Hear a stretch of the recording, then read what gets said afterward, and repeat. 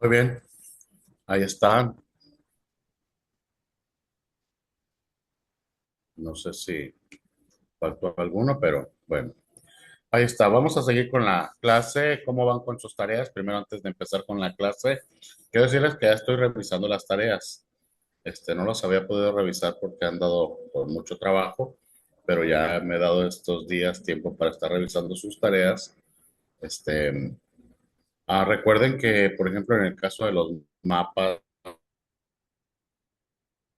y en el caso de lo que son dibujos, yo les voy a calificar la presentación del dibujo, cómo está, que se marquen bien todas las cosas. En el caso, por ejemplo, de las rutas comerciales, que marque bien las rutas comerciales, toda la línea esa, tenemos que hacerlo. Entonces, tiene que dibujar el mapa y tiene que pintarlo, tiene que colorearlo más bien, y hacer todo el trabajo que se tiene que hacer. Entonces, en base a la presentación, es importante que usted lo haga y también que lo entregue en tiempo. Después lo puede entregar, pero ya de una u otra forma, si lo entrega después, entonces va a bajar la calificación del trabajo. Todos estos trabajos se van a sumar y se va a hacer la calificación en base a todo lo que usted hizo del trabajo. ¿Está bien? Entonces, esa es la línea para que ustedes lo sepan.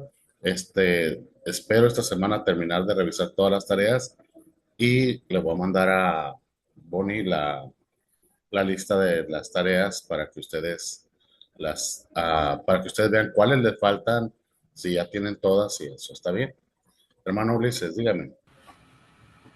Ah, una duda, maestro. En el caso de las que se entregan hoy, ¿tenemos todo el día de hoy para Sí, mandárselas? sí, sí, sí, sí, ¿Sí? Ah, ok. exactamente. Sí, tienen todo el día de hoy para mandar. ¿Está bien? Gracias. Entonces, sí, ya si la entregan la otra semana y era de la semana recuerden que tienen toda la semana hasta la clase para entregarlas después de la clase, o sea, todo el día. Ya si lo entregan la otra semana, pues ya estamos hablando de un atraso. ¿Está bien? ¿Alguna otra pregunta que tengan? Todos tienen mi número de teléfono para que lo manden por WhatsApp. La mayoría lo han estado mandando así. Entonces, les digo, esta semana yo espero mandar la lista a mi hermano Bonnie de cómo van con sus tareas. Si alguna le falta, pues póngase al día con las tareas para poder irle calificando.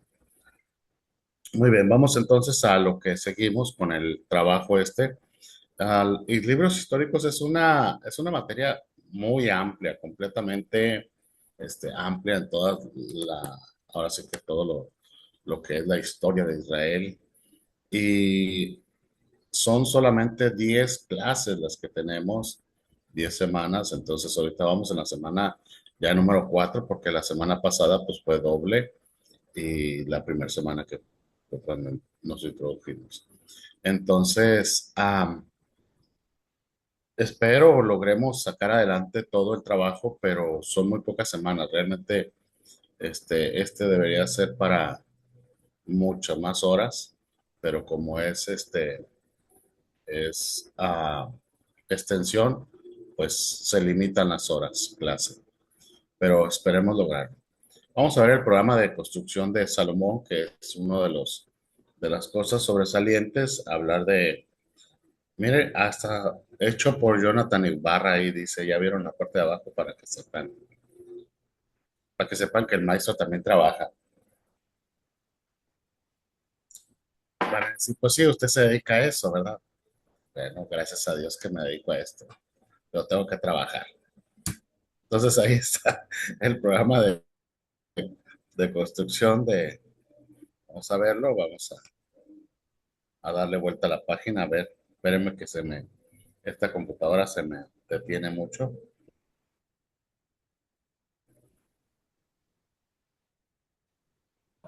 Lo, lo va a ver ahí están los libros y capítulos donde usted lo puede ver. Es en primer libro de los Reyes, capítulo 5 al 7 y en el segundo de las Crónicas, capítulo 2 al 5. Ahí está.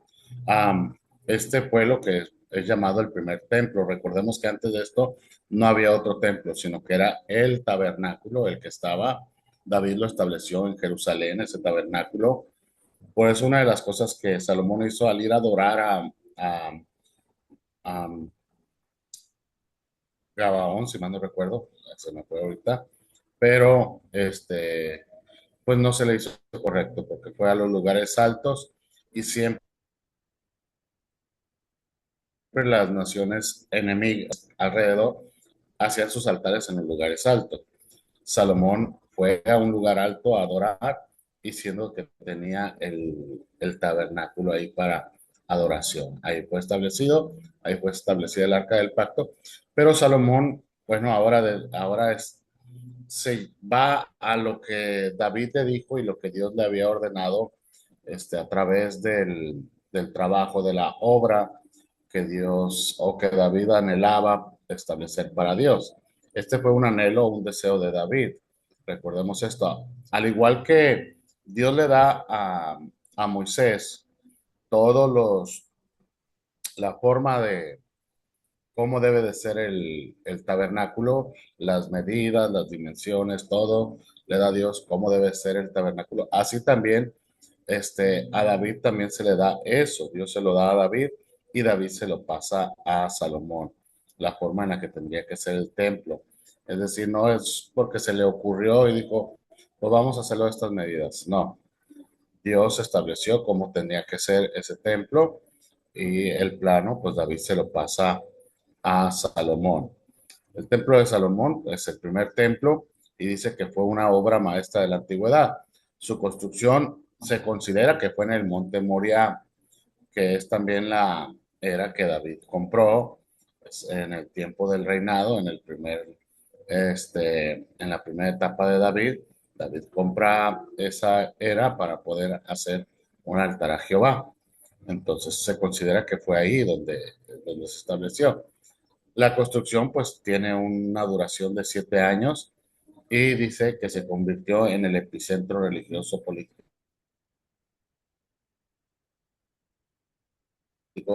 y económico del antiguo Israel. Entonces, había algo que las naciones, había dos cosas que las naciones tenían y marcaban su poderío. Dos cosas que marcaban el poderío de una nación. Los muros, recordemos, Jericó, sus muros eran impresionantes y por eso el pueblo los temía porque pensó que nunca podía conquistar una nación de esa naturaleza. Y segundo, sus templos. Los templos eran, si el templo depende de lo impresionante del templo, era el poderío que establecía el ejército. Y nosotros vamos a ver posteriormente algunos reyes que se jactaron del templo de Jerusalén y que lamentablemente al andar exhibiendo, pues las naciones enemigas dieron para poder saquear el templo. Entonces ahí está el templo de Salomón. Las dimensiones las vamos a ver ahorita, pero era 2 veces más grande. Es decir, tanto el templo de Salomón como el tabernáculo no eran tan grandes. No eran templos muy grandes o muy impresionantes en el contexto de su dimensión. Eran, eran muy pequeños. Um, Bueno, yo no conozco los templos donde ustedes asisten, o sea, que es el lugar donde yo estuve ahí, o donde bueno, nosotros nacimos en el Evangelio hace muchos años en Zacatecas, en otra iglesia, que es, bueno, nacimos desde mi padre, ¿no? El contexto. Pero sí nacimos espiritualmente en la Hermosa, porque ahí fue donde me bauticé, pero la Hermosa considero que en tamaño era mucho más, o era más grande que este templo. La Hermosa. Ahorita vamos a ver cuánto es lo que tenía para que usted lo vea y usted se dé una idea. Eso sí, se usaron materiales de todo tipo, materiales muy especiales para hacer este edificio. Vamos a seguir. A ver si me...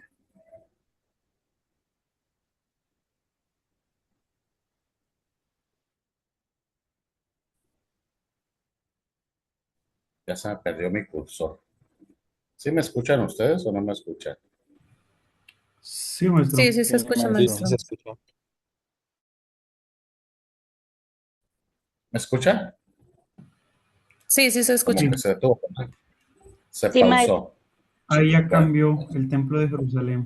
sí, gracias. Es que tengo una Lentium y se me traba. Muy bien. El diseño arquitectónico era una planta tripartita, podríamos decir, es decir, estaba dividido en tres partes.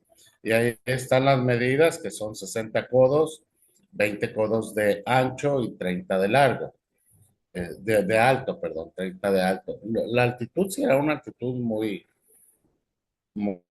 muy sorprendente. No era, actualmente los templos deben de tener algunos 8, 9 o 10 metros, dependiendo. Algunos tienen 3, 4 metros nomás, pero la altitud de este pues era un poquito más arriba. Pues estaba el pórtico, que era la entrada principal. Ahí, si ustedes ven en la figura, ahí se ve el área de la entrada principal, que era el pórtico. Esa área dice que estaba, este, tenía dos columnas que las hizo Hiram, que es el primero, no sé si se volvió a bloquear o algo. ¿Sí están escuchando bien o porque veo aquí que se me detiene un poquito la, Se Como que se trabó traba, un poquito. maestro. Ujú, se trabó un poquito. sí, vamos a pedirle a Dios sabiduría para esta computadora. Pero bueno, ustedes ven ahí, hay dos Hiram, el rey de Tiro es un Hiram que Salomón habla con él para que le ayude con los materiales del templo. Pero hay otro Hiram que es de la línea de la tribu de Neftalí, si mal no recuerdo. Y su padre era también de Tiro, perdón, sí, de Tiro, y era un escultor, era alguien que Dios le dio la sabiduría en el contexto de la construcción, de la escultura y de todo ese tipo de arte. Él fue quien hizo estas columnas y él fue el que hizo prácticamente la mayoría de los materiales. Entonces, ahí está, hay dos columnas, a una se le llamó Joaquín y a otra Voz, que son las columnas que ustedes ven ahí en la parte de la figura del templo que está ahí. El segundo, pues era el lugar santo o el Heikal, perdón, que era la sala central donde se utilizaba para las ofrendas diarias. Esa segunda contenía el altar, la mesa de los panes y, todo, y los candelabros. Entonces, esa era la segunda área. Y la tercera era el lugar santísimo, que era el lugar donde, al igual que en el tabernáculo, y era una área, ahí dice, ¿verdad?, orientada a la presencia de Dios, era completamente oscura y revestida de oro, donde se resguardaba el arca del pacto o de la alianza. ¿Alguna pregunta, algún comentario hasta aquí? ¿Han estado leyendo algo de esto?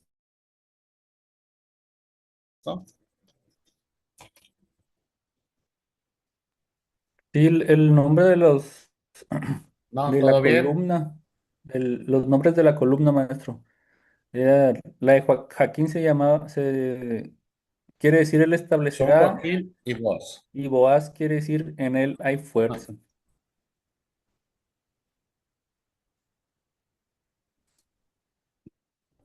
Joaquín es qué? Jaquín es él establecerá, y Boaz es en él hay fuerza. Joaquín, perdón, sí, yo dije Joaquín, es Joaquín y vos, Y o Boaz, Boaz. Boaz.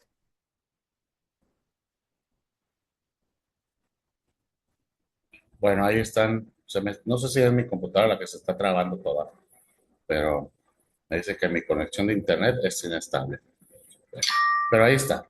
Entonces, hasta ahí, bueno, ahí está la definición de esas dos columnas que nosotros vemos ahí. Y bueno, vamos a seguir con esto del Templo de Jerusalén.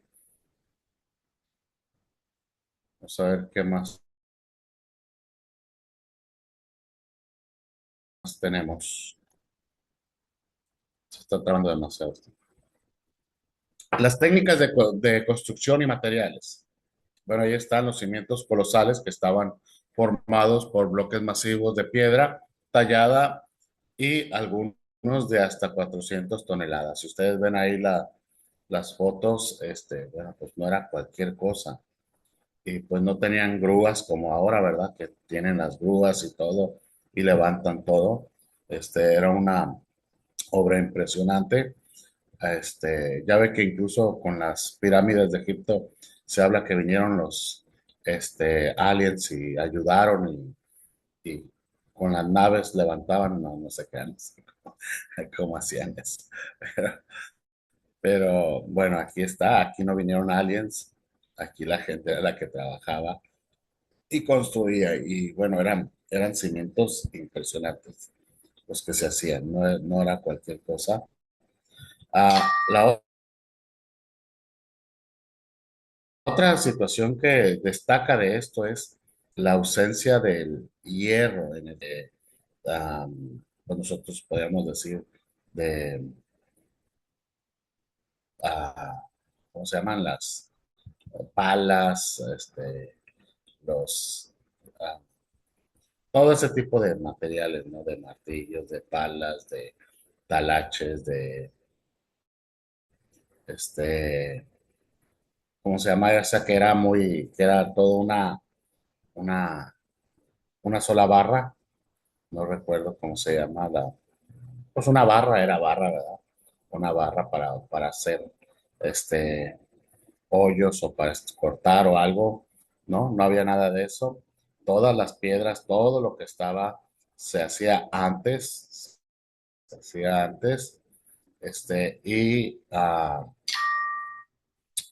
ya cuando se llevaba ahí simplemente era para colocarse uno sobre otro, pero no había otra forma, y no tenían que estar ahí golpeando o haciendo situaciones. Los materiales, bueno, los materiales ahí están, ¿verdad? Las maderas que fueron traídas desde Tiro, las maderas, y no era cualquier madera. En Israel no había ese tipo de maderas, en Israel había otro tipo de maderas, y eso lo vemos en el segundo templo. El segundo templo fue construido con maderas de la región, de ahí de Israel, de la zona cerca. Pero esta no, esta fue traída a través de barcos, a través de naves, por el mar, y llegando ahí, pues las entregaban, las recibía el pueblo de Israel y las llevaba hasta el lugar de construcción. Y pues otra de las cosas que se hacían parte de ahí del lugar era todo lo que era el interior, que era revestido de oro, las tallas de los querubines y motivos florales. Todo eso era, no había nada de otro tipo de material que no fuera el oro, todo fue revestido de oro y esa era la forma en la que ellos trabajaron este material. ¿Alguna pregunta hasta aquí? ¿Algún comentario? ¿Algo que tengan que agregar? Sí, está bien hasta ahí Más todo. pregunta, ¿qué? Porque sí vi que en la Biblia también lo comentan, que no hubo ruido, o sea, dice que no se escuchó como un martillazo, por decirlo así, durante la construcción. Pero ¿a qué alusión o por qué hacen ese hincapié con respecto a la santidad? Ah, no, no lo investigué, la verdad, te soy sincero, para saber por qué no había el ruido, no establece alguna línea sobre la santidad o sobre la línea, solo que cada una era tallada de tal forma que se incrustaba sobre la otra. Supongo que era la obra arquitectónica, no tenía ningún simbolismo de santidad o algo. Yo Como supongo que la era perfección simplemente, nada más. ajá, una obra arquitectónica, una obra de construcción. Muchos consideran que el Templo de Salomón también tuvo cierta influencia de la línea oriental, de los orientales. Recordemos que los orientales tenían templos muy maravillosos, muy magníficos, pero el Israel o Jerusalén o Salomón en su tiempo este, este templo sobrepasó a todos los templos que eran también muy, muy hermosos. Entonces, ahora, esa es la línea que establecen unos, que tomó influencia de los orientales, pero la otra línea es en la que yo les decía en un principio, así como Dios le dio planos o le dio más bien medidas a Moisés para el tabernáculo, así también lo hizo para Salomón, para cómo construir el templo, cuál era la forma de construcción del templo, pero supongo que sí tuvo cierta influencia de la línea de aquellos tiempos. Ah, hasta ahí, ¿alguna pregunta más? Muy bien, seguimos.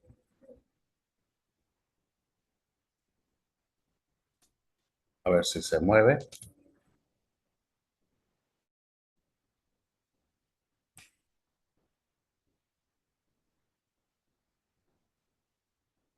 Ahí está. Ahí está. La obra de construcción. ¿Cuántos hombres requirió esta obra de construcción? Bueno, se fue muy adelante. Vamos a ver. Ahí está. La magnitud de la obra requirió una logística masiva. Este, Participaron cerca de 80,000 canteros y unos 30,000 trabajadores distribuidos en turnos que rotaban constantemente desde las canteras de Jerusalén hasta los bosques del Líbano.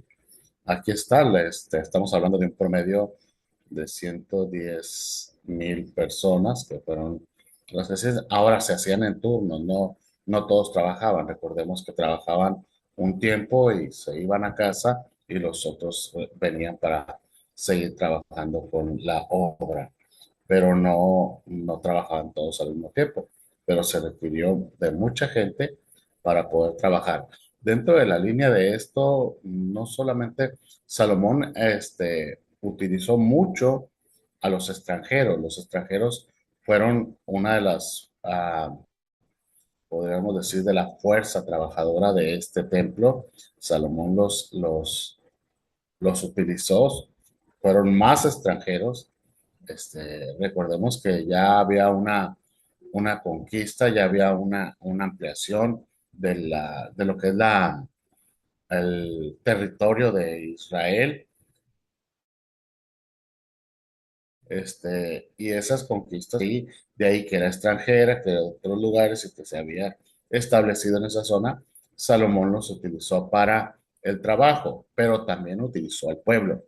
Entonces, aunque el pueblo vivía muy bien, el pueblo de Israel o los israelitas vivían muy bien junto con los extranjeros, porque en ese tiempo no hubo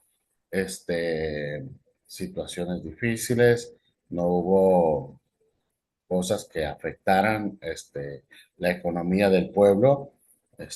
Hubo muy buena economía, y vivían en paz.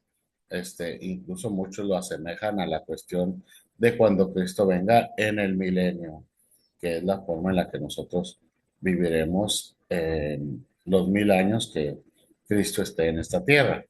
Nosotros estaremos con Él, según lo que establece la palabra. Vendremos y reinaremos con Él 1,000 años en esta tierra. Y será un tiempo de paz también, un tiempo de bendición, de prosperidad, un tiempo muy especial. Se considera que en el contexto de esta línea de Salomón es como uh, una vista de lo que podría ser o de lo que va a ser el reino milenial. Entonces, pero una de las cosas que Salomón hizo fue explotar la mano de obra, explotar a la ciudadanía, y esas son las cosas que tenían molestos al pueblo de Israel, que es una de las cosas que veremos que le dicen a Roboam, el sucesor de Salomón. Ellos le piden que no sea tan duro como su padre. Entonces, eso es a raíz de los pesados impuestos que él estableció, porque fueron dos cosas que él estableció que fueron muy pesadas para el pueblo: los impuestos y la labor, física, o el trabajo, porque el reino de Salomón duró 40 años, el reino de Salomón duró 40 años, pero de esos 40 años, si ustedes se fijan, la mitad del reino fue de pura construcción. 7 años, más o menos, duró la construcción del templo y 13 años posterior duró la construcción del palacio, es decir, hubo un lapso de 20 años de pura construcción, donde el pueblo fue, y no podían decir, no, ¿verdad? Estoy cansado, mañana no puedo. No, tenían que ir y tenían que trabajar. Entonces, si mal no recuerdo, si alguien me ayuda a corroborarlo, porque no era un mes, eran 3 meses de trabajo y este, eh, los otros eran de descanso. Es decir, 3 meses tenían que trabajar y los demás. Pero si alguien me lo corrobora, sería fabuloso. ¿Está bien? Ahí está. Muy bien.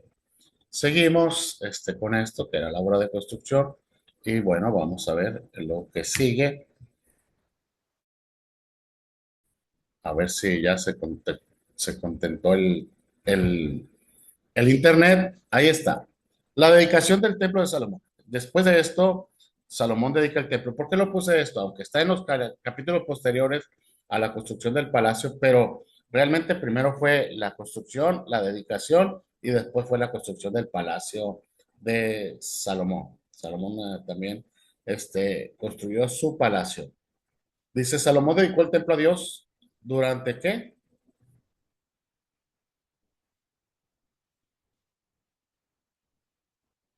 Durante la fiesta de los tabernáculos, ¿verdad? Ahí está. Y los israelitas vinieron a Jerusalén y celebraron la construcción. Vinieron de todas partes, de todos los lugares, vinieron, se juntaron y se dedicó el templo a Salomón. Esto también hace referencia a, a Moisés en el contexto del Sinaí, donde ya Dios le dice cómo haga lo del tabernáculo y también todo el pueblo se reúne después de que el tabernáculo fue construido y dedican también a Dios el lugar. Muy bien. Dice, ahí es el segundo punto, si ustedes lo ven, dice que es el suceso más importante de la historia después de que salieron del monte Sinaí. Y ahí está Primero de Reyes 6:1, alguien que lo lea. En los días de Moisés, una nube mostró la presencia de Dios sobre el tabernáculo. Ahí está. Primero de Reyes 6:1. ¿Si es Primero de Reyes 6:1, hermana? Es que estaba leyendo lo que está en la presentación, déjenme lo busco aquí.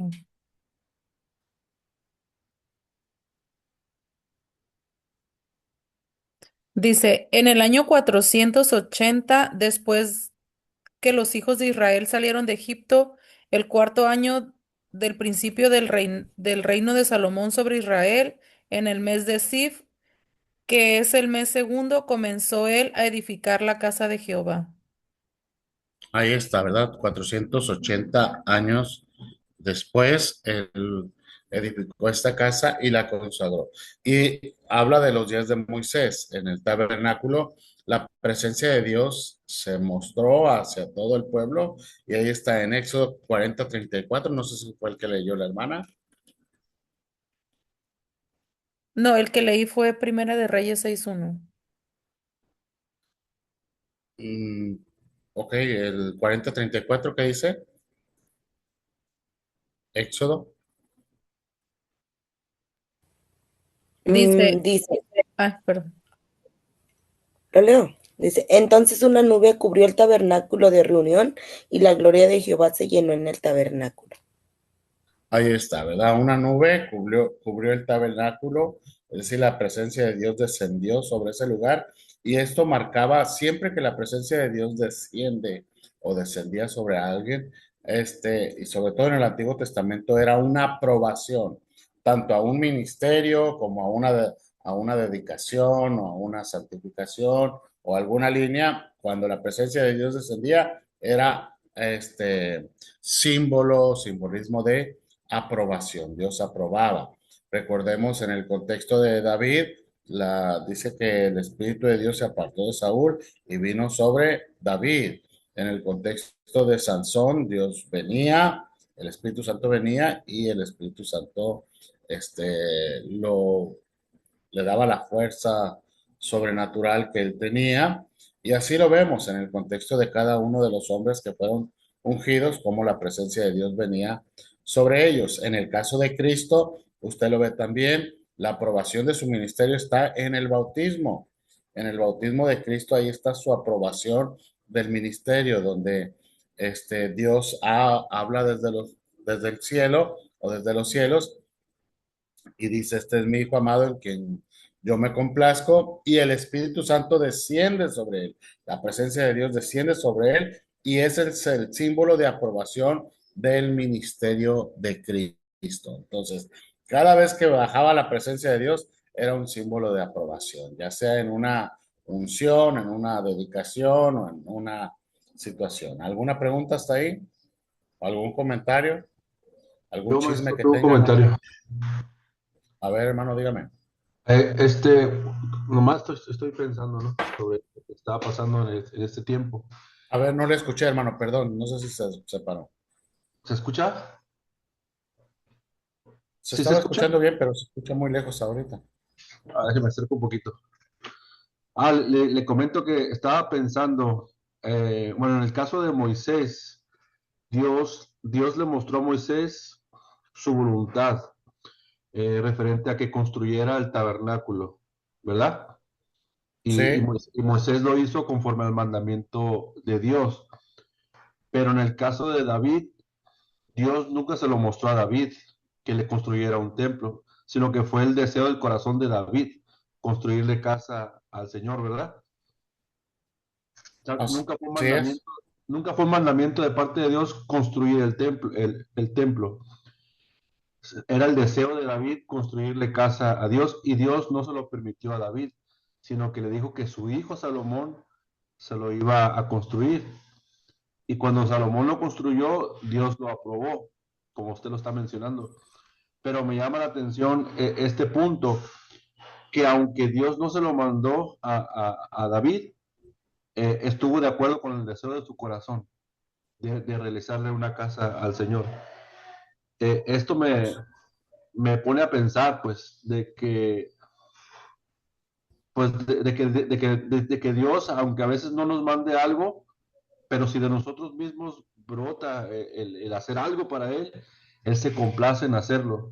En este caso fue el templo, ¿no? Pero ¿cuántas veces Dios no nos dice así literalmente a nuestro oído, hazme esto, otro?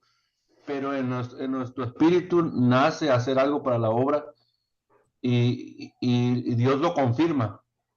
Dios lo confirma de una manera donde nos muestra su aceptación, pues, así como en este caso. Y eso me motiva, me inspira a hacer algo para Dios, aunque así no sea audiblemente, ¿no? Que Dios me diga, José, hace esto, lo otro, sino que por medio de su Espíritu Santo pone en nosotros, como dice su palabra, ¿no? El querer como el hacer por su buena voluntad. Y esto me bendice mucho. Solo era un comentario, maestro. Gracias. Ok, gracias, hermano José. Sí, muy aceptado el comentario en la cuestión de que no siempre Dios habla a nosotros, sino que es en muchas ocasiones nuestro sentir de agradarle a Él, de agradarle a Él. No es que Dios hable en muchas ocasiones a nuestra vida y nos diga lo que tengamos que hacer, sino que nosotros en esa devoción, en ese anhelo de nuestro corazón y desear agradarle a Él, nosotros hagamos parte de nuestra vida, de lo que hagamos en lo que Él quiere para su obra. En el contexto de Salomón, en el contexto de David, fue el deseo de David, aunque Dios realmente no necesita una casa, Dios, para morar. Dios no establece, incluso eh, Salomón hace referencia a eso y David también hace referencia a eso, que ni los cielos lo pueden contener, nada lo puede contener. Y establece en este contexto ese templo sería para los pies de Dios, es decir, como una banqueta, ¿verdad? Como un lugar donde los pies de Dios se establecen, porque habla de la majestuosidad del Dios al que servimos. Un templo no lo puede contener, un templo no está ahí. Algunos teólogos incluso establecen la línea que cuando uno este, habla de la casa de Dios, ¿verdad? Porque siempre decimos el templo que nosotros vamos a la iglesia donde asistimos es la casa de Dios, pero dicen los teólogos, algunos teólogos establecen esa línea y yo solamente explico lo que los teólogos dicen, ¿eh? No van a decir, el hermano Jonathan dijo, yo le doy las opciones, pero algunos teólogos establecen y dicen que realmente la casa de Dios está en nuestro interior, Él habita en nuestros corazones. Eso sí es casa de Dios, nosotros somos casa de Dios o templo del Espíritu Santo. Pero cuando nosotros, que somos casa de Dios o templo del Espíritu, vamos a la iglesia, Él está ahí porque está en nuestros corazones, está en nuestras vidas y nosotros nos reunimos en un lugar. Pero dice algunos teólogos, cuando la puerta del templo se cierra después del servicio de adoración, ya no significa que Dios siga estando en ese lugar. Es lo que dicen algunos teólogos. Es decir, no, porque a veces pensamos, es que Dios está ahí en su casa. No, no. Dios está en todo lugar, Dios está en todo momento, ¿verdad? Es lo que dicen los teólogos y dicen, ustedes son casa de Dios. Entonces, cuando la iglesia se retira, las puertas se cierran de la iglesia y ya, no significa que ahí esté la presencia de Dios o se mantenga ahí habitando. Hermano Ulises, adelante. Gracias, gracias, hermano.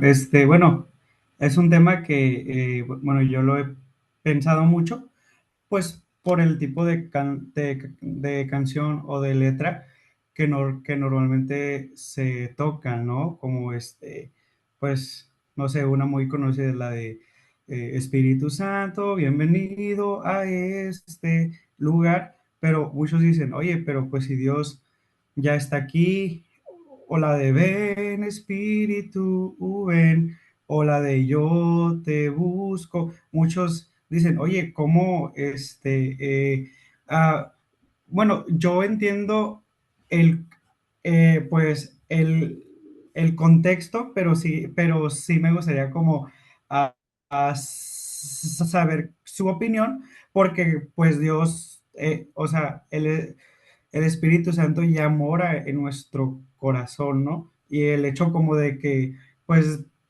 pues de que uno cante como que ven, mora Espíritu Santo, pero pues yo entiendo también que es como en una forma, pues bueno, no literal a lo mejor, ¿no? Sí, en el contexto de los cantos, bueno, hay que ser primero cuidadosos con los cantos que cantamos, ¿no? Por ejemplo, una de las cosas que yo siempre he enseñado en la cuestión, por ejemplo, de cantos incluso antiguos, como las bodas del Cordero, que dice estamos invitados a una fiesta hermosa. Yo digo, la novia nunca está invitada, la novia tiene que estar ahí. Entonces los invitados son los demás, los del Antiguo Testamento, los que habla Hebreos, que Hebreos establece que hay una nube de testigos que están ahí. Entonces, pero la iglesia no, la iglesia, si usted es novia, usted no tiene que estar invitado, usted tiene que estar ahí. Si usted no está ahí es porque no era novia del Cordero. Entonces, Exactamente. porque estamos invitados a una fiesta hermosa. Es un canto muy hermoso, pero es un canto que teológicamente está fuera de contexto. En la situación de cantos de adoración actualmente, hay muchos cantos que establecen la línea sobre nuestra adoración a Dios. Ahora, debemos de desear más de Él, debemos de desear más de Él, debemos de desear más de su presencia. Entonces, en cierto sentido, está bien, pero en otro sentido tenemos que analizar, este, ah, no por ejemplo, en el caso de Yo te busco, que podría ser uno de los ejemplos, ¿verdad? Usted no tiene que andar buscando la presencia de Dios, la presencia de Dios está en usted. Usted tiene que decir, lléname cada día más de ti, muévete cada día más en mí, en mi interior, satúrame, límpiame, restáurame, porque esa es nuestra línea. Pero si el Espíritu Santo está en usted, usted va a buscar algo que usted no encuentra. Y si usted no encuentra el Espíritu Santo, pues entonces no se ha visto en su interior, o a lo mejor no está en su interior, y entonces sí tiene que buscarlo, ¿verdad? Esa línea, ¿verdad? En el contexto de eso. Y hay otro, como los que decía mi hermano, de ven, Espíritu, ven. Bueno, en ese contexto podríamos hablar un poquito más relacionado a la cuestión de el descender en una casa. Recordemos que David tenía el Espíritu de Dios en su vida, pero David en muchos de los salmos habla sobre la presencia que él anhelaba de Dios, porque recordemos que el Espíritu Santo vino sobre él después de salir de Saúl. Se aparta de Saúl y llega sobre David, pero David siempre hace una referencia al anhelo de él de estar en la presencia de Dios, de buscar la presencia de Dios. Entonces, ese aspecto sí podría ser un poquito más en una línea general, ¿verdad? Hermanas, primero, ¿quién fue Silvia, verdad? Mi hermana Silvia levantó la mano. Y ahorita dejo el lugar a mi hermana Joana. Adelante. Gracias. Quería comentar nada más que me llamaba la atención lo que usted dice, esa canción de las bodas del Cordero, ¿no? Porque pues la alabanza o las canciones que se cantan en una iglesia, pues siempre es un tema de debate, ¿no? Entre la letra que está bien, está mal y todo eso. Y me llamaba la atención porque yo siempre he escuchado comentarios de, es que las canciones viejitas son las que mueven, son las que traen la presencia de Dios, son las que prenden la unción, ¿no? Y esa canción que es antigua, que habla de las bodas del Cordero, me llama la atención que usted dice, o sea, si es cierto, o sea, la novia no es invitada, o sea, la novia tiene que estar ahí, si no, pues se fugó la novia, ¿no? Entonces, sí me llama la atención que a veces como que no tenemos como ese criterio de no se trata del ritmo, no se trata de la entonación, no se trata de eso, sino de verdad analizar en un contexto más minucioso, o sea, parte por parte, lo que quiere decir una canción. Otra canción que a mí, en lo personal, no me agrada tanto es una que salió reciente, bueno, no tan reciente, pero sí es más actual, que dice, yo no sé qué tenía Daniel, que cuando oraba, leones callaba algo así, decía, yo no sé qué tenía Elías. A mí desde mi punto de vista se me hace mal porque sí sabemos qué es lo que tenían cada uno de esos hombres y que actualmente también tenemos, ¿no? Un Dios poderoso, la presencia de Dios con nosotros, entonces sí siento que está un poquito a lo mejor más redactada la canción, porque sí sabemos que tenía, porque si no hablamos de que no conocemos quién está con nosotros. Y ese era mi comentario, maestro. Bueno, ahí en el contexto ese, por ejemplo, en la situación del, sí, como dice mi hermana, nos vamos por las emociones, ¿verdad? Las emociones. Y una de las cosas que se criticaba antiguamente a los pentecostales o a los pentecostés, a la línea pentecostés, es que no teníamos conocimiento. Es decir, no éramos estudiosos, no éramos estudiados, éramos emocionalistas. Y era el pleito que había con lo que era el calvinismo, con la que era la línea bautista, porque ellos decían, a nosotros decían mucho conocimiento y poca unción ustedes, y ellos decían mucha unción de ustedes según y poco conocimiento de ustedes. Entonces, éramos más emocionalistas en ese contexto. Y entiendo a nuestros padres y a todos en esa situación, y el mover de Dios siempre ha estado ahí, pero sí hay cantos que se mueven más sobre la emoción que sobre la línea teológica en el contexto de ser correctos teológicamente. Por ejemplo, yo no he escuchado ese canto que dice la hermana, ahí sí ese no lo había escuchado, pero al decir que no sabes lo que tenían ellos, pues oye, ¿cómo es posible que no sepas? Pues si tú lo tienes también, ¿verdad?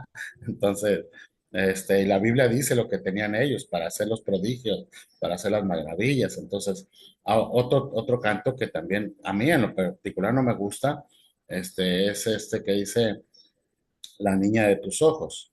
Porque la niña de los ojos de Dios es Israel, no somos nosotros.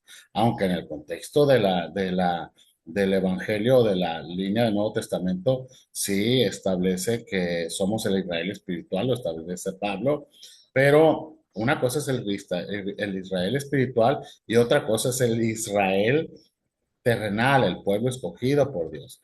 Y Dios estableció a Israel como la niña de sus ojos. Nosotros no somos ninguna niña de los ojos de Dios. pero sí somos la novia del Cordero, que es muy diferente. Yo prefiero ser la novia del Cordero a ser la niña de los ojos de Dios.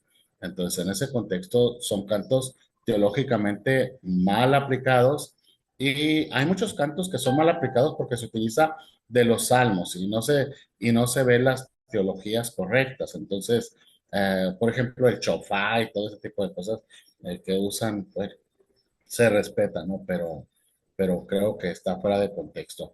Hermana Joana, primero.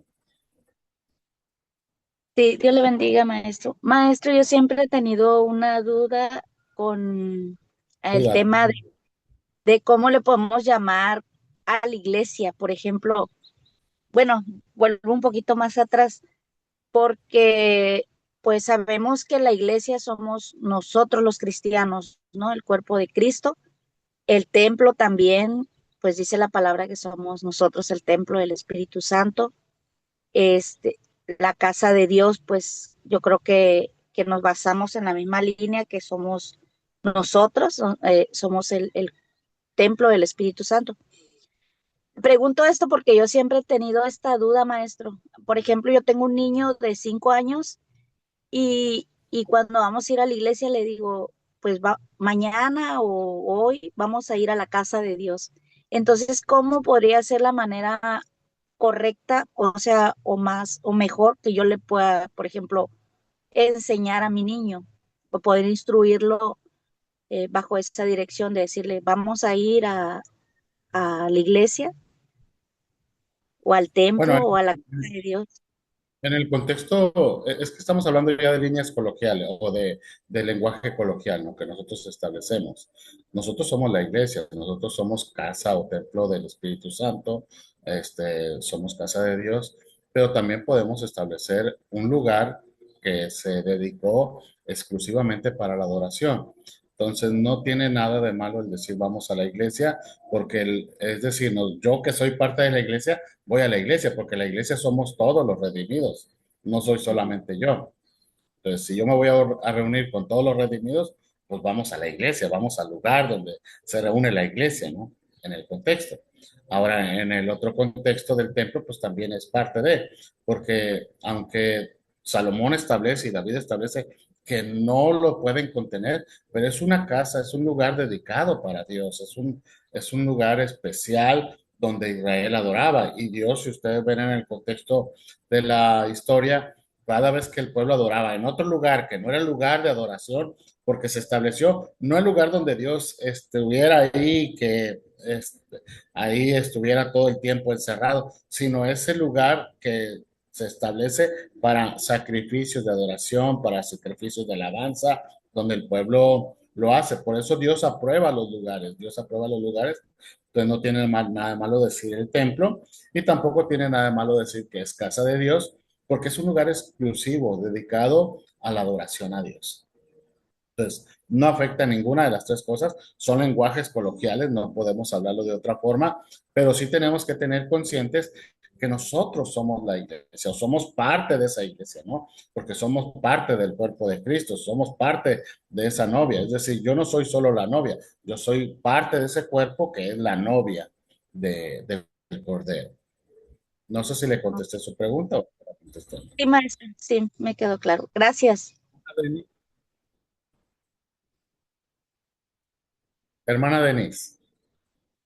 Yo, volviendo al tema de lo que comentaban mis compañeros de la música, yo, tengo, no sé, como que mi mente o mi cerebro no capta o no le parece, a lo mejor estoy mal, ¿verdad? Pero, por ejemplo, ¿qué opina usted? Usted decía que pues sí tenemos que ver qué es lo que estamos cantando, ¿no? Que suponiendo que tenemos el canto correcto o lo que se dice en el canto es correcto, pero el género, a mí, por ejemplo, para mí el género que tenemos para alabar a Dios, para mí solo es como el júbilo y la adoración, pero ahorita en la realidad hay cumbia, hay norteño, hay de todo, ¿no? Entonces, independientemente de que lo que se diga sea lo correcto, al menos yo siento Vamos a que ver. hay géneros que, híjoles, no sé, pero mi mente no me lo aprueba, por así decirlo. Y quiero saber qué opina usted de eso, de los géneros. Bueno, mire, hablar de júbilo y adoración es entender primero qué es la adoración. No podemos, porque a veces pensamos que la adoración son los cantos lentos. Eso no es la adoración. La adoración puede llevar cantos rápidos, cantos lentos, cantos de toda naturaleza. ¿Qué es adorar? Entonces tenemos que entender el significado de la palabra adorar o adoración. Y eso es lo que nos lleva a comprender. Yo adoro a alguien cuando yo le muestro con mis acciones, con mis actitudes, lo mucho que le amo. Entonces no establece si es rápido o es lento, sino establece mi adoración a Dios. Puede ser con un canto rápido, puede ser con un canto lento, pero yo estoy adorando a Dios. Lo segundo es la música. La música es música, no es otra cosa. Si alguien sabe, que en este caso Ulises, supongo que sabe lo que es la música, y es la combinación de sonidos y tiempos. Eso es la música. Es decir, no hay música cristiana y música mundana. Lo que hay es letra cristiana que adora a Dios y hay letra mundana que adora al caballo, a la mujer, a muchas otras cosas, ¿verdad? En el contexto de la música que hablamos en la situación. Pero no es la música, es la letra. Entonces, toda música que traiga un contexto de adoración a Dios, es importante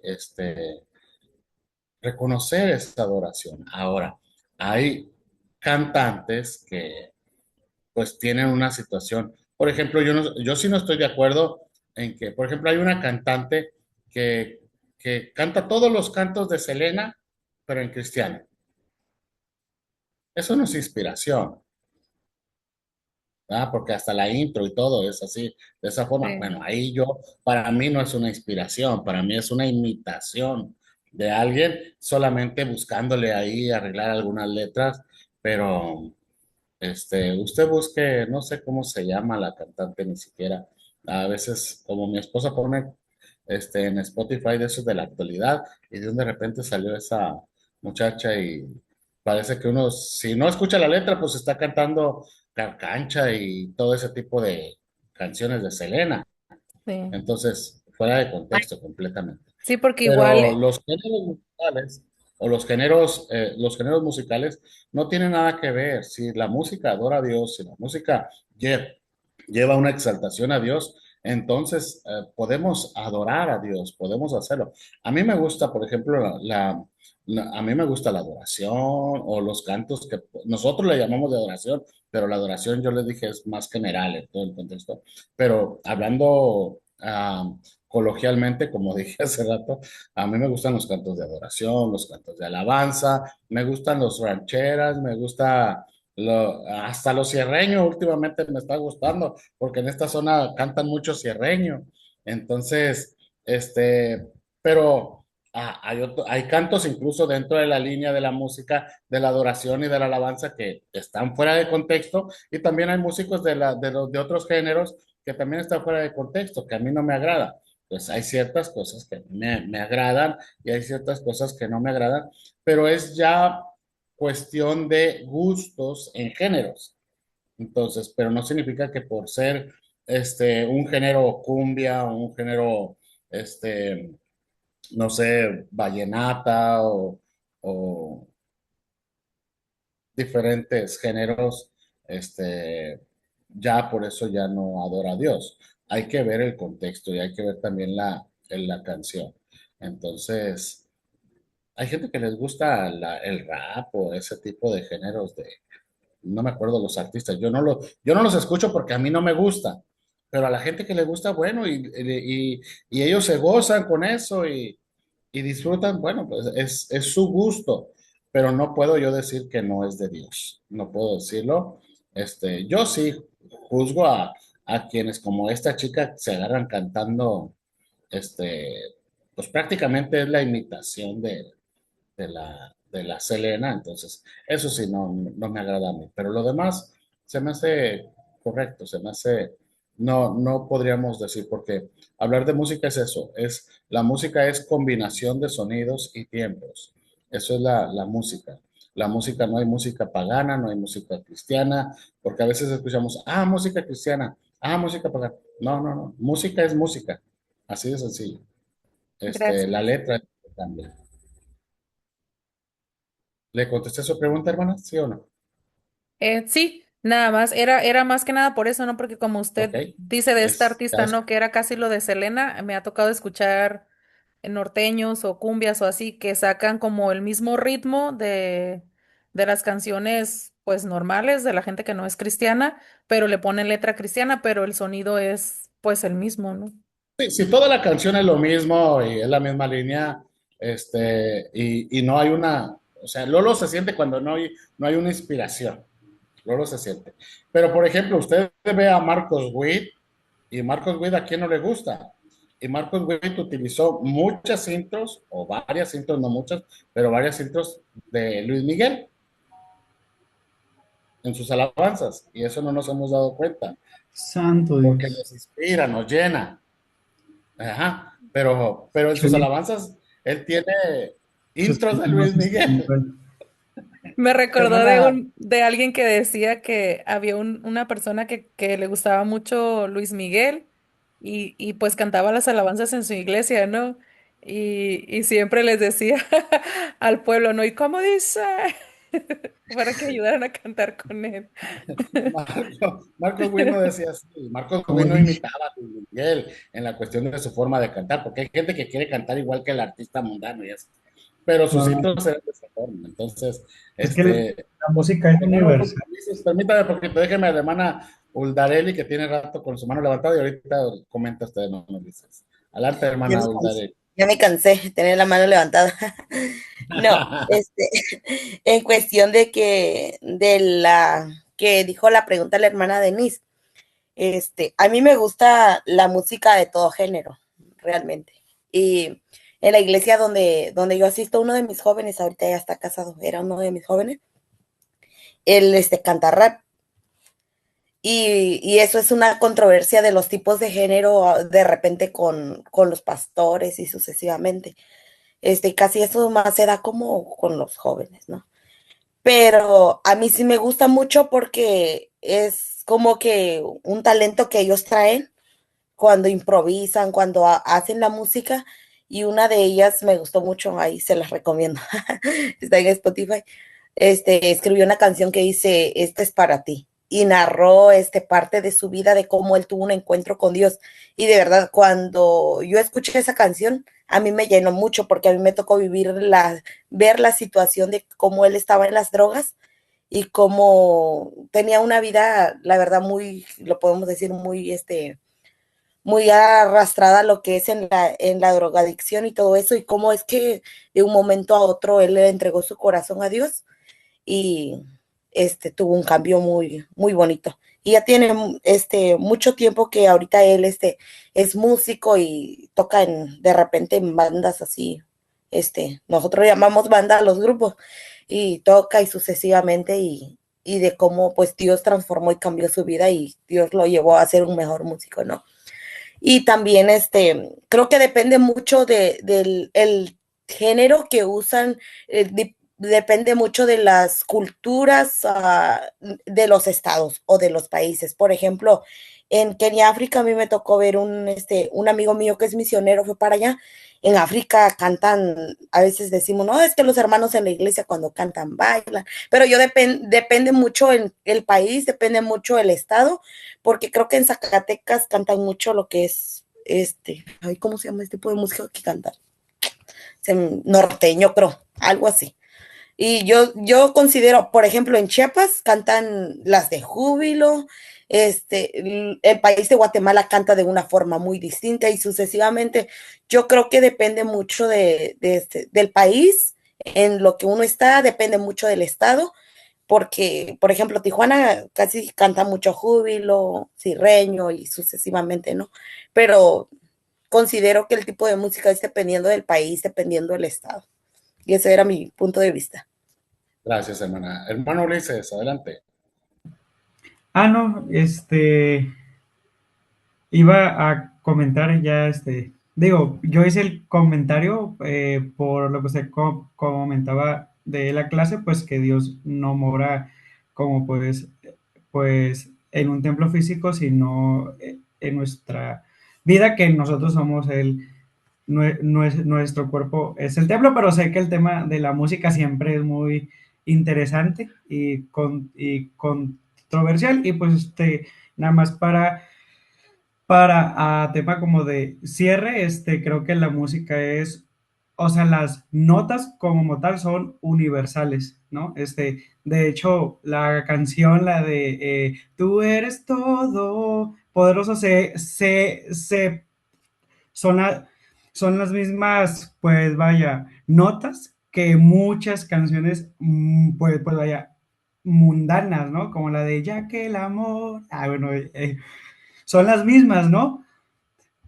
Pero pues uno, no es que tome como que, digo, ah, hay artistas que sí toman como que exactamente como que el intro y las mismas notas y eso, y dices, pues la verdad sí le copió, ¿no? ¿Por qué? Porque pues suena de la misma forma, pero pues eso, o sea, no hay un do que es un do cristiano y un do mundano, ¿no? O sea, la música la creó Dios, pero como usted bien dice, hay letra que glorifica al Señor y hay letra que la verdad, pues no. Y nada, nada más eso. Sí, todo tiene que ver en eso, solamente en la letra. La letra es importante. Dentro de la música cristiana, pues hay letra también que no está, teológicamente no está correcta, entonces solamente es analizar la letra. Pero para eso pues tenemos que estar estudiados. Ustedes están estudiando y eso les va a abrir mucho panorama sobre lo que canten, sobre lo que digan, porque no solamente es cantar, es hablar, es decir. Entonces también lo que decía mi hermana es la cultura. No es lo mismo los negritos con sus música gospel y todo ese tipo de música que a nosotros nos tocó en Indiana ir a una iglesia de puro negrito y ellos se agarran bailando en todo el templo, ellos no están en las bancas, ellos se mueven por todos lados y es una forma de glorificar a Dios, de adorar a Dios, de alabar a Dios. Entonces, la hermana decía de cantos de júbilo, pues el júbilo tiene que estar en nuestro corazón. Los cantos son cantos. Sí. Hay gente que puede cantar cantos de júbilo, pero si el corazón está bien, este, o está bien apático, pues no tiene júbilo en su interior. Pero ahí cerramos ese aspecto y bueno, hablábamos de lo que es el tabernáculo, establecíamos cómo la presencia de Dios descendió y en el templo de Salomón, cuando Salomón dedica a Dios el templo, la presencia de Dios desciende en el tabernáculo y en segundo de las Crónicas 7:1, habla también de la gloria de Dios que lo llenó el templo. Si me ayudan ahí, al segundo libro de las Crónicas 7:1, Sí. Cuando Salomón acabó de y orar, vemos, perdón. adelante. Cuando Salomón acabó de orar, descendió fuego de los cielos y consumió el holocausto y las víctimas, y la gloria de Jehová llenó la casa. Ahí está. Cuando nosotros vemos esto, entendemos que esto es aprobación de Dios a un lugar o a una. Yo les dije, Dios aprobaba a través de ministerios, por ejemplo, los reyes, los sacerdotes o sumos sacerdotes, todo Dios lo aprobaba con la unción. La unción era importante, la presencia de Dios, y la presencia de Dios aquí aprueba el lugar de adoración donde el pueblo de Israel lo establece como su centro de adoración. Entonces ahí a Dios derrama de su gloria y quema todos los holocaustos, porque fueron miles de holocaustos que Salomón presentó a Dios. Es decir, no duró todo en un solo, o no lo hicieron todo en un solo altar, sino que se establecieron muchos altares alrededor del templo para poder hacer todos los holocaustos. Por eso dice que Dios quemó todas las víctimas, es decir, todo fue al mismo tiempo y Dios lo quemó todo. La presencia de Dios descendió. Esto lo vemos como en el caso de Elías, aunque era un solo holocausto, un solo sacrificio, pero la presencia de Dios desciende y aprueba lo que Elías estaba estableciendo. Con Salomón como rey, la profecía de Moisés se había cumplido. Vamos a Deuteronomio 17, 14 al 20. Vamos a ver qué dice ahí. Alguien que lo lea, por favor. Sí. Cuando O no hayas sé ni. entrado en la tierra que Jehová tu Dios te da, y tomes posesión de ella, y la habites, y digas, pondré un rey sobre mí como todas las naciones que están en mis alrededores. Ciertamente pondrás por rey sobre ti al que Jehová tu Dios escogiere.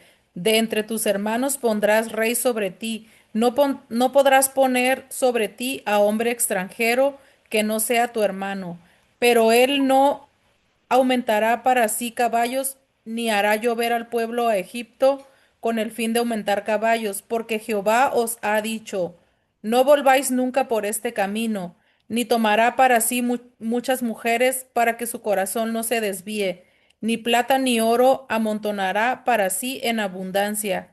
Y cuando se siente sobre el trono de su reino, entonces escribirá para sí en un libro una copia de esta ley del original que está al cuidado de los sacerdotes levitas, y lo tendrá consigo y leerá en él todos los días de su vida, para que aprenda a temer a Jehová su Dios, para guardar todas las palabras de esta ley y estos estatutos, para ponerlos por obra, para que no se eleve su corazón sobre sus hermanos, ni se aparte del mandamiento a diestra ni a siniestra, a fin de que prolongue sus días en su reino, él y sus hijos en medio de Israel.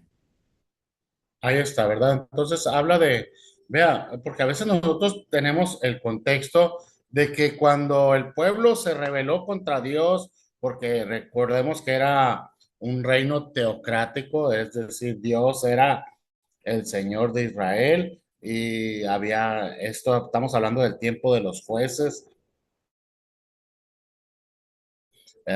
donde Dios establece la línea, porque antes estaba solamente el liderazgo de Moisés, que nunca se estableció como rey. El liderazgo de Josué. Josué tampoco se estableció como rey. Entonces, en los jueces, Dios establece su gobierno también teocrático dentro de la línea, es decir, Dios es el que dirigía al pueblo desde el tiempo de la salida de Egipto hasta los jueces, pero llega un momento en el que la nación dice, queremos un rey como las demás naciones, queremos a alguien que nos gobierne.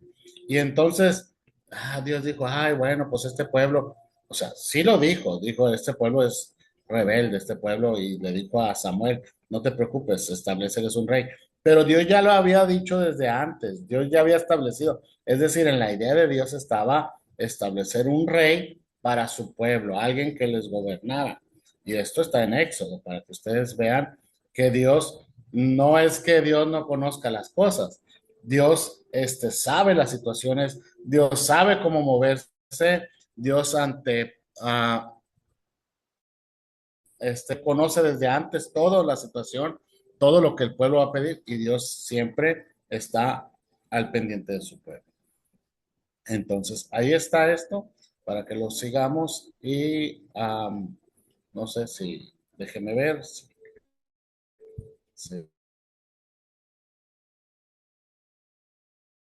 seguimos. A ver, a ver, a ver. No se movió, ¿verdad? No. No.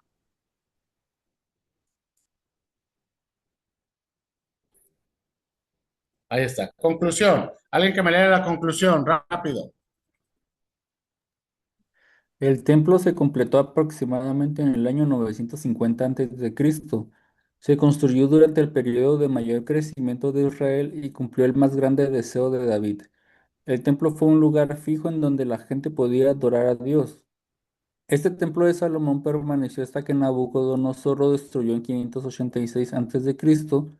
Después de 70 años, el pueblo volvió del cautiverio en Babilonia, terminaron la construcción del segundo templo, también conocido como el templo de Zorobabel, en el 516 a.C. Luego Herodes construyó un templo para los judíos. El ejército romano lo destruyó en el 70 después de Cristo. Desde ese tiempo los judíos no han construido otro templo allí. En el siglo VII después de Cristo los musulmanes construyeron un santuario en el mismo sitio. Este se conoce hoy como la cúpula de la roca. Muchos judíos y musulmanes creen que la ubicación del domo o cúpula es uno de los lugares más sagrados de la historia mundial. Ahí está, ¿verdad? Entonces hablamos ya del primer templo, hasta cuándo fue destruido, que fue en el 586, en el tiempo de que Nabucodonosor conquistó el reino del sur, que es Judá. El reino del norte fue conquistado 200 años antes. Y ahí está el templo de Zorobabel, después del cautiverio, cuando empiezan a regresar. Una de las cosas que construyen es el templo, es lo primero, y después Nehemías construye los muros. Y bueno, después fue destruido una vez más en el tiempo de Herodes. Bueno, Herodes más bien dice que le construyó un templo a los judíos, ¿verdad? Pero el ejército romano lo destruyó en el año 70 después de Cristo. Tiempo no ha habido templo ahí. Se estableció la cúpula, la capilla de los musulmanes, pero ahí es donde actualmente adora incluso Israel. Hasta ahí. Terminamos con el templo y esperamos darle a lo otro rápido porque hoy teníamos que terminar la clase de esto. Entonces, esperamos avanzar. Ahí está el Palacio de Salomón. Vea, el Palacio de Salomón está en el primer libro de los Reyes, capítulo 7. Ustedes ven ahí, en ese capítulo se establece lo que es el Palacio de Salomón. Muy diferente al templo, pero este palacio fue construido a un costado del templo, tenía conducción para el templo. Dice Salomón edificó un palacio para él. Este palacio tardó 13 años para la construcción y incluía varias edificaciones que estaban interconectadas y ricamente decoradas y todas al sur del monte Moria, es decir, en el mismo monte donde se estableció el templo, ahí también estableció su palacio. Y este palacio tenía tres cosas: la casa del bosque del Líbano, un gran salón de armas y recepción de famoso por sus numerosas columnas y vigas de cedro, y ustedes las ven ahí, las columnas. El pórtico del trono, también conocido como sala de juicio, donde el rey administraba justicia y atendía asuntos de estados, es decir, ahí fue donde recibió a la reina de Saba y así a muchos que lo visitaron. Los aposentos reales, las residencias privadas del propio Salomón y una casa separada para su esposa, la hija de Faraón de Egipto. Recordemos que Salomón tenía 700 mujeres que eran reinas. Al decir que eran reinas, eran esposas. Tuvo 700 esposas y 300 concubinas. Es decir, las reinas tenían prácticamente, como dice uno, ¿verdad? Ellas eran las de las catedrales y las otras eran capillitas, las concubinas. Pero sobre todo la hija del rey de Egipto, el faraón de Egipto, en este caso era rey, ya no se establecía como faraón, pero esta hija del rey de Egipto era la especial, ahora sí que era la catedral de catedrales, ¿verdad? Este, y me sorprende porque dice, si ustedes van ahí a la lectura, dice que Salomón amó a cada una de sus mujeres. Eso es lo que dice la palabra. Permítame, deje buscarle y les voy a encontrar donde dice eso.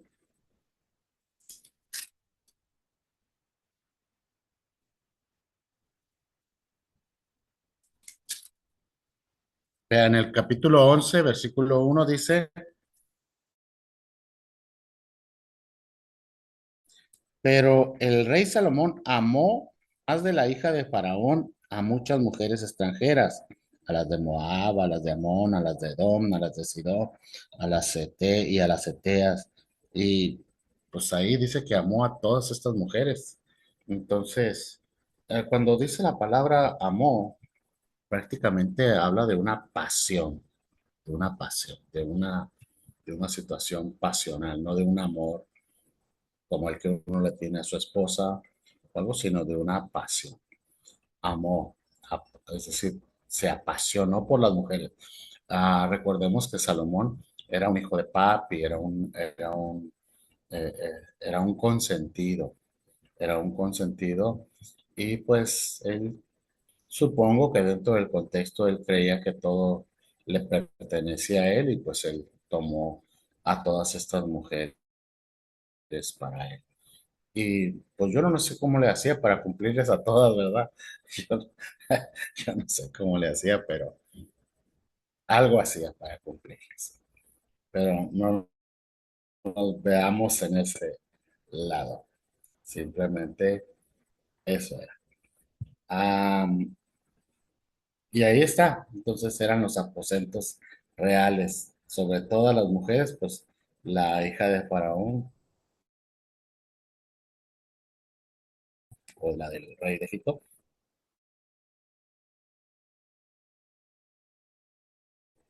era la consejera. ¿Qué más nos dice?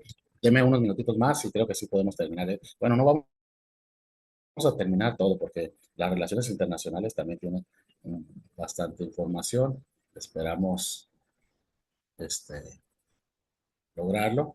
Pero ahí está la conclusión. Alguien que me la lea, por favor. Todo el conjunto estaba rodeado por grandes patios y se caracterizaba por el uso extensivo de piedras costosas y madera fina. Aunque su estructura física no ha sobrevivido hasta nuestros días, los detalles de de su grandiosidad se conservan principalmente en los relatos bíblicos. Primero de Reyes, capítulo 7. Es donde se establece lo majestuoso de esta obra. Recordemos que en ese tiempo la plata era como piedras, ¿verdad? Las amontonaban como piedras, es decir, era un reino muy vasto, el de Salomón. Relaciones internacionales de Salomón, ahí está el primer libro de los Reyes, capítulo 9 al 10, segundo de Crónicas 8 al 9, y ya no le puse ahí que fue hecho por mí para no verme tan así, ¿verdad? Muy especialón. Las relaciones internacionales de Salomón, las relaciones eh, internacionales y mercantiles del rey Salomón se centraron en una red de tratados estratégicos y un floreciente comercio marítimo y terrestre que convirtió a Israel en un imperio económicamente dominante. Estamos hablando del máximo poder en esa zona en esos tiempos. Es decir, si uno habla de Siria en el contexto posterior, de Babilonia, en los contextos posteriores, de Asiria también, en el contexto posterior, Israel en ese tiempo era el que dominaba en todas las naciones y en todos los rubros. Ahí está, ¿verdad? Entonces, tratados y alianzas, vea, ¿cómo se expandió el reino de Salomón? El reino de David, recordemos que ya le dejó a Salomón expandido el territorio en la mayor parte. Claro que Salomón todavía hizo unas líneas más y afianzó su territorio. Dice, ¿cómo lo hizo? Salomón no lo hizo mediante guerras, sino a través de diplomacia y alianzas geopolíticas. Y ahí están las tres alianzas que él hizo. Vea, Egipto. Egipto fue uno de los primeros, ¿verdad? Se casó con la hija del rey de Egipto y entonces, vean lo que le dieron de dote. Le dieron de dote la ciudad de Geser o Geser. Ahí está. Fenicia, Tiro, formalizó la alianza con el rey Hiram de Tiro y intercambió el grano, intercambió aceite, intercambió muchas cosas con este rey. Es decir, no solamente en el contexto del templo, sino hubo una alianza. Recordemos que Hiram, el rey de Tiro, amaba o apreciaba demasiado a David, lo amaba mucho, y por eso también el rey de Tiro, Hiram, cuando Salomón se presenta con él, él le da el beneplácito porque dice, bendito sea Dios que puso a alguien como tú para suceder al rey David. En pocas palabras, eso es lo que le dice, ¿verdad? A su amigo David. Entonces hizo la alianza con el rey de Tiro y ahí está. Reinos vecinos, mantuvo un largo periodo de paz con Edom, con Arabia y Damasco, consolidando fronteras estables mediante diplomacia matrimonial y pactos comerciales. Era una de las cosas que decía mi hermana en la clase pasada, si mal no recuerdo, donde las alianzas fue a través de pactos matrimoniales y comerciales. Si se fija el versículo que leímos ahí en el capítulo 11, dice que a muchas mujeres extranjeras, a las de Moab, a las de Amón, a las de Edom, es decir, todos los pueblos que antes eran enemigos de Israel, ahora se convierten en aliados de él. Hasta ahí, vamos al siguiente, porque se nos va el tiempo. Deme unos minutitos más y terminamos para cerrar esto y ya empezar con la división del reino. Dinero y comercio. Ahí están las citas bíblicas. Los buques de Salomón llevaron metales a Etiopía, al sureste de Arabia, donde negociaba por oro, plata, marfil y monos. Israel también ganó riquezas, comerciando especias con otros países. Los israelitas usaban camellos para llevar mercancías para negociar con Arabia del Sur, Siria, Fenicia, Egipto. Salomón y todo Israel llegaron a ser ricos como resultado de este comercio. Es decir, no se hizo rico Salomón, no se hizo rico sus hijos, ¿verdad? Como los hijos de AMLO y AMLO, se hizo rico todo el pueblo ahí, ¿verdad? Entonces, ya sé que me metí a la política, pero a veces les tiro ciertos darditos para a ver si despiertan. ¿Ya? Pero ahí está. Naves de Ezion Geber, o Geber, o Geber, Geber será. Ahí está la cita, se dice David amplió el país de Israel y se apoderó de numerosos recursos naturales. Para el fin del reino de David, Israel tuvo gran cantidad de minas de cobre y hierro. Esto hizo la nación poderosa en el negocio del comercio. Con la ayuda de los fenicios, Salomón construyó buques para llevar este hierro y cobre a otras naciones. Sus buques fueron tan lejos como al sudeste de Arabia, que es el moderno Yemen, y a Etiopía.